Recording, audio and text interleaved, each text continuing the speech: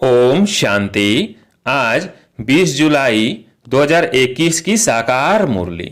आज बाबा ने कहा, मीठे बच्चे, इस सभा में बाहर मुखी बनकर नहीं बैठना है, बाप की याद में रहना है। मित्र संबंध अथवा धंधे आदि को याद करने से वायुमंडल में विघ्न पड़ता है। प्रश्न, तुम बच्चों के रूहानी ड्रिल की विशेषता क्या है जिसे मनुष्य नहीं कर सकते? उत्तर, तुम्हारी रूहानी ड्रिल बुद्धि की है। उसकी विशेषता यही है जो तुम आशिक बन अपने मासूक को याद करते हो। इसका ही इशारा गीता में भी आया है, मन मना भव। परंतु मनुष्य अपने मासूक परमात्मा को जानते ही नहीं, तो ड्रिल कैसे कर सकेंगे? वे तो एक दो को जिस्मानी ड्रिल सिखलाते हैं। ओम शांति। बच्चे भी समझते हैं, बाप भी समझते हैं कि बच्चे योग कराने वाले यहाँ क्या कर रहे हैं। याद की यात्रा की ड्रिल करा रहे हैं। मुख से कुछ भी कहने का नहीं है। किसकी याद है? परम पिता परमात्मा शिव बाबा की। उनकी याद में रहने से हमारे जो भी विकर्म है वह भस्म हो जाएंगे और विकर्माजीत बन जाएंगे। जितना जो याद की ड्रिल में रहेंगे, ये आत्मा की ड्रिल है, शरीर की नहीं। भारत में जो भी ड्रिल सिखलाते हैं वो सब है जिस्मानी। यह है रूहानी ड्रिल। इस रूहानी ड्रिल को तुम बच्चों के सिवाय कोई जानते ही नहीं। रूहानी ड्रिल का इशारा गीता में है जरूर। भगवानुवाच अथवा भगवान के बच्चों का भी वाच है। तुम अभी भगवान शिव बाबा के बच्चे बने हो ना। बच्चों को फरमान मिला है, मामेकम याद करो। बाप भी ड्रिल सिखलाते हैं, बच्चे भी यही ड्रिल सिखलाते हैं। कल्प पहले भी बाप ने यही कहा था कि मुझ बाप को याद करो। इसमें घड़ी घड़ी कहने की दरकार नहीं है, परंतु कहना पड़ता है। यहाँ बैठे कोई अपने मित्र संबंधियों धंधे आदि को याद करते रहते हैं तो वायुमंडल में विघ्न डालते हैं। बाप कहते हैं, जैसे यहाँ तुम याद में बैठे हो, ऐसे चलते फिरते कर्म करते हुए याद में रहना है। जैसे आशिक मासूक को एक दो को याद करते हैं, उन्हों की याद है जिस्मानी, तुम्हारी है रूहानी याद। आत्मा भक्ति मार्ग में भी आशिक होती है परम पिता परमात्मा मासूक की, परंतु मासूक को जानते नहीं हैं, न अपनी आत्मा को जानते हैं। मासूक बाप आया हुआ है। भक्ति मार्ग से लेकर आत्माएं आशिक बनी हैं। यह है ही आत्माओं और परमात्मा की बात। बाप बच्चों को सम्मुख कहते हैं, तुम आशिक मुझ मासूक को याद करते हो कि बाबा आओ, हमको आकर दुख से लिबरेट करो और अपने साथ शांति धाम में ले चलो। तुम जानते हो अब इस दुखधाम मृत्यु लोक का विनाश होना है। अमर लोक जिंदाबाद और मृत्यु लोक मुर्दाबाद। तुम अभी ब्राह्मण बच्चे बने हो, तुम्हारे में भी नंबरवार पुरुषार्थ अनुसार है। तुम बच्चों को पूरा निश्चय होना चाहिए कि हम अब नरकवासी से स्वर्गवासी एक ही जन्म लिए बनते हैं। कोई मरता है तो कहते हैं स्वर्गवासी हुआ, परंतु कितने समय के लिए स्वर्गवासी हुआ यह कोई भी नहीं जानते हैं। अब तुम पुरुषार्थ कर रहे हो स्वर्गवासी बनने के लिए। यह कौन निश्चय कराते हैं? वह है गीता का भगवान, परंतु वह तो एक ही निराकार होता है। मनुष्य समझते हैं निराकार तो निराकार ही है, वो कैसे यहाँ कर सिखाएंगे? बाप को न जानने के कारण ड्रामा अनुसार कृष्ण का नाम भूल से डाल दिया है। कृष्ण और शिव का संबंध इस समय नजदीक है। शिव जयंती होती है संगम पर, फिर कल होगी कृष्ण जयंती। शिव जयंती है रात में और कृष्ण जयंती है सवेरे, उसको प्रभात कहेंगे। जब शिवरात्रि पूरी होती है तब फिर कृष्ण जयंती होती है। यह बातें बच्चे ही समझ सकते हैं। कायदा है यहाँ सभा में कोई बाहर मुखी ना हो, बाप की याद में रहना है। मनुष्य पुकारते भी हैं, हे पतित पावन आओ, आकर पावन बनाओ, परंतु ड्रामा अनुसार पत्थर बुद्धि कुछ भी समझते नहीं।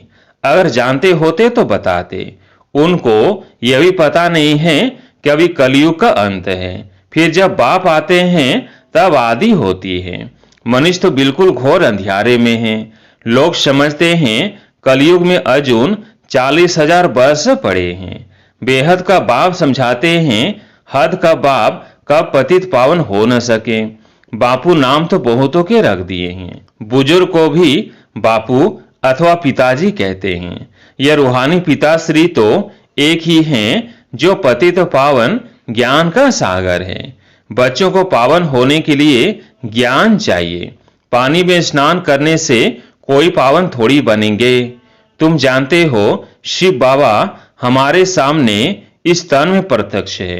ब्रह्मा द्वारा ब्राह्मणों को राजयोग सिखा रहे हैं। वो तो कह देते हैं भगवानुवाच अर्जुन प्रति। ब्राह्मणों का नाम निशान नहीं है।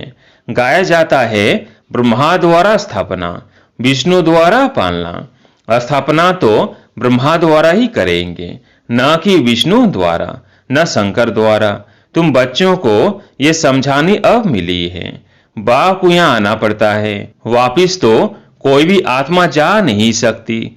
जो भी आते हैं उनको सतो रजो तमो से पास करना ही है। कृष्ण भी पूरे 84 जन्म लेते हैं और पूरे 5000 वर्ष पाठ बजाया। जब आत्मा पेट में है तो भी जन्म तो है। कृष्ण की आत्मा जब सतयुग में आती है, गर्भ में प्रवेश किया, तब से लेकर 5000 वर्ष में 84 जन्मों का पाठ बजाना है। जैसे शिव जयंती मनाते हैं इसमें बैठा है ना। कृष्ण की आत्मा भी गर्भ में आई, चूरपुर हुई। उस समय से लेकर 5000 वर्ष का हिसाब शुरू होता है। अगर कम जास्ती हो तो फिर 5000 वर्ष से कम हो जाए। यह बड़ी सूक्ष्म समझने की बातें हैं। बच्चे जानते हैं कृष्ण की आत्मा फिर से यह ज्ञान ले रही है, फिर से श्री कृष्ण बनने के लिए। तुम भी कंसपुरी से कृष्णपुरी में जाते हो। यह बातें बाप बेट बच्चों को समझाते हैं। बाबा कहते हैं माया बड़ी दुस्तर है, अच्छे अच्छे महारथियों को भी हरा देती है। ज्ञान लेते लेते कहाँ गराचारी बैठ जाती है। ज्ञान लेते लेते कहाँ गराचारी बैठ जाती है। आश्चर्यवत हमारा बनंती कथनती ओहो माया फिर भी भागंती हो जाते हैं। कमाई में गराचारी बैठ जाती है। राहु का ग्रहण सबको लगा हुआ है। अभी तुम्हारे पर बृहस्पति की दशा बैठी है। फिर चलते चलते कोई पर राहु का ग्रहण बैठ जाता है। तब कहते हैं महान कमबख्त, इस दुनिया में देखना हो तो यहाँ देखो। तुम्हारी आत्मा कहती है हम बाप से सदा सुख का वर्षा ले रहे हैं। बाबा आपसे कल्प पहले भी यह वर्षा लिया था, फिर सब बाप के पास आए हैं। बाप ने समझाया है बाहर तुम्हारे सेंटर्स पर बहुत आएंगे समझने के लिए। या यह है इंद्र सभा। इंद्र शिव बाबा है ना जो ज्ञान वर्षा बरसाते हैं। तो ऐसी सभा में पतित कोई आ नहीं सकता। शब्द परी पुखराज परी जो ब्राह्मणिया पंडा बन आती है उनको कहेंगे अपने साथ कोई विकार में जाने वाले को नहीं ला सकते हो, नहीं तो दोनों रेस्पॉन्सिबल हो जाते हैं। किसी भिखारी को साथ ले आए तो उन पर बहुत दाग लग जाते हैं, फिर बहुत भारी सजा मिल जाती है। परियों के ऊपर बहुत रेस्पॉन्सिबिलिटी है। कहते हैं मानसरोवर पर स्नान करने से परी बन जाते हैं। वास्तव में यह ज्ञान मानसरोवर। बाबा मनुष्य तन में आकर ज्ञान वर्षा बरसाते हैं। ज्ञान सागर है ना। तुम नदी भी हो, सरोवर भी हो। ज्ञान सागर इसमें बैठ बच्चों को लायक बनाते हैं स्वर्ग में जाने के लिए। स्वर्ग में है श्री लक्ष्मी नारायण का राज्य। यह प्रवृत्ति मार्ग का एम ऑब्जेक्ट है।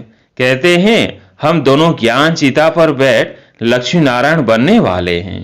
ऊंच पद पाना है ना। आधा कल्प आत्माएं तड़पती रहती है। बाबा आओ, आकर हमको राजयोग सिखलाए पावन बनाओ।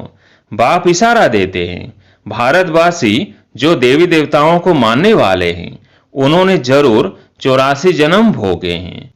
जो देवी देवताओं के भगत हैं कोशिश कर उनको समझाओ बाप कैसे आकर 3 धर्म स्थापन करते हैं, ब्राह्मण, सूर्यवंशी, चंद्रवंशी।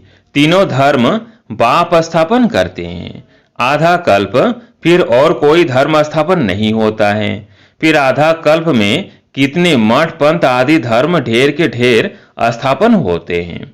कहाँ आधा कल्प में एक धर्म, सो भी संगम युग पर भविष्य के लिए राजधानी स्थापन करते हैं। वह सब पुरानी दुनिया में ही अपना धर्म स्थापन करते हैं। या बाप आधा कल्प के लिए एक धर्म की स्थापना करते हैं, कोई और में पावर नहीं।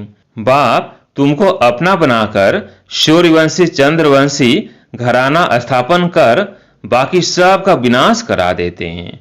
सभी आत्माएं शांति में चले जाती हैं, तुम सुख में आते हो। उस समय दुख कोई है नहीं। जो गॉड को याद करे, यह ज्ञान भी तुम्हारी बुद्धि में है।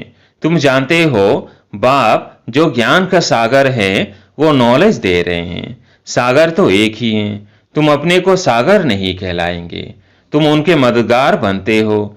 इसलिए तुम्हारा नाम है ज्ञान गंगाएं, बाकी वो है पानी की नदियां। बाप कहते हैं मुझ सागर के तुम बच्चे काम चिता पर बैठ जल मरे हो, अर्थात पतित बन पड़े हो। अब फिर मुझे याद करने से ही तुम पावन बनेंगे।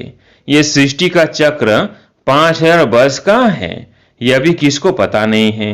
सृष्टि का चक्र पूरे 4 भाग में है।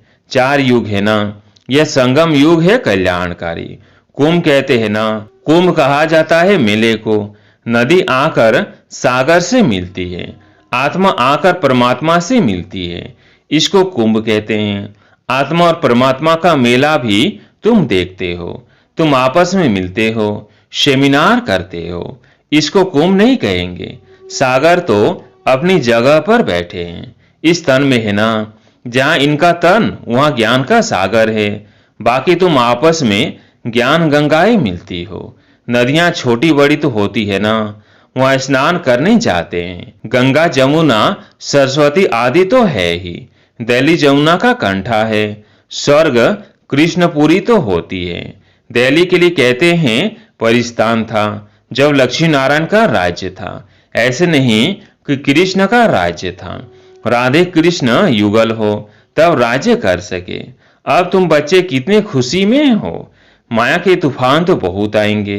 बेहद की बॉक्सिंग है, हर एक की 5 विकारों के साथ युद्ध चलती है। हम चाहते हैं बाबा को निरंतर याद करें। माया हमारा योग उड़ा देती है, एक खेल भी दिखाते हैं।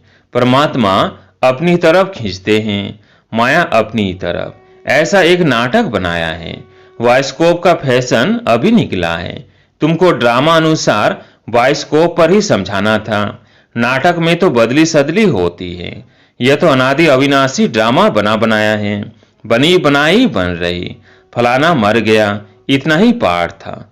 हम चिंता क्यों करें, ड्रामा है ना। शरीर छोड़ दिया फिर थोड़ी आ सकता, रोने से फायदा ही क्या। इसका नाम ही है दुख धाम। सतयुग में मोहजित राजाएं होते हैं, इस पर कहानी भी है। सतयुग में मोह की बात होती नहीं, यहाँ तो मनुष्यों का कितना मोह है। किसको रोना ना आए तो रोकर भी उनको रुला देंगे, तो समझे कि अफसोस करते हैं, नहीं तो गलानी हो जाए। भारत में ही ये सब रिवाज है। भारत में ही सुख, भारत में ही बहुत दुख होता है। भारत में गॉड गॉडे राज्य करते थे। विदेशी लोग पुराने चित्र बड़ी खुशी से लेते हैं, पुरानी चीज का मान होता है। सबसे पुराना शिव तो यहाँ आया था ना, उनकी कितनी पूजा करते हैं। अब तो शिव बाबा आया है, तुम पूजा नहीं करेंगे, वो होकर गया है तो उनकी पूजा करते रहते हैं। अच्छा, मीठे मीठे सिकिलधे बच्चों प्रति माता पिता बाप दादा का याद प्यार और गुड मॉर्निंग। रूहानी बाप की रूहानी बच्चों को नमस्ते। हम रूहानी बच्चों की रूहानी बाप दादा को याद प्यार गुड मॉर्निंग नमस्ते नमस्ते। धारणा के लिए मुख्य सार। पहला पॉइंट, ड्रामा के ज्ञान को बुद्धि में रख निश्चिंत बनना है, किसी प्रकार की चिंता नहीं करनी है, क्योंकि जानते हैं बनी बनाई बन रही, निर्मोही बनना है। दूसरा पॉइंट, बाप द्वारा जबकि बृहस्पति की दशा बैठी है तो संभाल करनी है, राहु का ग्रहण न लग जाए। कोई भी ग्रहचारी हो तो उसे ज्ञान दान से समाप्त करना है। आज प्यारी मीठे बाबा का वरदान, सदा मनन द्वारा मगन अवस्था के सागर में समाने का अनुभव करने वाले अनुभवी मूर्त भव। सदा मनन द्वारा मगन अवस्था के सागर में समाने का अनुभव करने वाले अनुभवी मूर्त भव। अनुभव को बढ़ाने का आधार है मनन शक्ति। मनन वाला स्वतः मगन रहता है। मगन अवस्था में योग लगाना नहीं पड़ता, लेकिन निरंतर लगा रहता है, मेहनत नहीं करनी पड़ती। मगन अर्थात मोहब्बत के सागर में समाया हुआ, ऐसा समाया हुआ जो कोई अलग कर नहीं सकता। तो मेहनत से छूटो। सागर के बच्चे हो तो अनुभव के तालाब में नहीं नहाओ, लेकिन सागर में समा जाओ, तब कहेंगे अनुभवी के मूर्त। स्लोगन: ज्ञान स्वरूप आत्मा वह है जिसका हर संकल्प हर सेकंड समर्थ हो। ज्ञान स्वरूप आत्मा वह है जिसका हर संकल्प हर सेकंड समर्थ हो। अच्छा, ओम शांति।